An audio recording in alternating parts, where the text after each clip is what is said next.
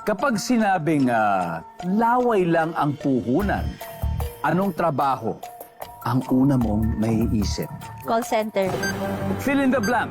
Ang tatay ko ay maraming blank. Pera. Ingredient ng suman. Kanin. Sino ang nagsabi sa iyo ng linyang hinga ng malalim? Teacher. Anong mabuhok ang nakakatakot? Unggoy. Let's go, Leah! Kapag sinabing laway lang ang puhunan, anong trabaho ang una mo naisip? Sabi mo, call center. Ang sabi ng survey, fill in the blank. Ang tatay ko ay maraming pera. Ang sabi ng survey, boom! Ingredient ng suman, sabi mo ay kanin. Sabi ng survey, wow! Sino nagsasabi ng linyang hinga ng malalim? Ang sabi mo, teacher. Ang sabi ng survey, meron pa rin dalawa. Anong mabuhok na nakakatakot ang sabi mo? Unggoy. Ang sabi ng survey, boom! Wow. 61 to go, Leah. Teacher Leah, napakagaling. Let's welcome back, Angela. Hello, Angela. Hello mo. Good news, Leah got 139 points, meaning 61 to go para makuha niyo ang jackpot na 200,000. At this point, makikita na ng mga viewers ang sagot ni Leah. Let's do this. Give me 25 seconds on the clock. Kaya mo to. Pag sinabing laway lang ang puhunan, anong trabaho ang una mong naiisip? Go.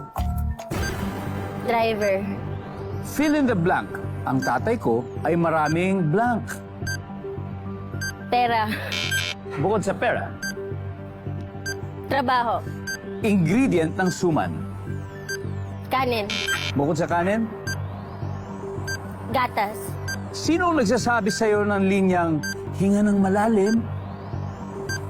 Nanay. Anong mabuhok ang nakakatakot? Multo. Let's go, Angela. We just need 61 points. Kapag sinabing laway lang ang puhunan, ano kaya trabaho ang una mong naiisip? Ang sabi mo'y driver, ang sabi ng survey. Oh. Ang top answer ay salesman or sales agent. Fill in the blank, ang tatay ko ay maraming trabaho. Ang sabi ng survey, meron. Ang top answer ay pera. Ingredient ng suman. Ang sabi mo ay gatas. Ang sabi ng survey, uy, ang top answer ay kanin. Sino ang nagsasabi sa iyo ng linyang hinga ng malalim? Nanay. Nanay. Ang sabi ng survey, meron. Ang top answer ay doktor. O yung pag ini-injection ka siguro, di ba, pag binibigyan ng gamot. 57 points yun. Anong mabuhok ang nakakatakot? Ang sabi mo ay multo. Ang sabi ng survey, 4 points. Fairness. Ang top answer ay unggoy. Anyway, congratulations because you still won 100,000 pesos. Ayos, congratulations.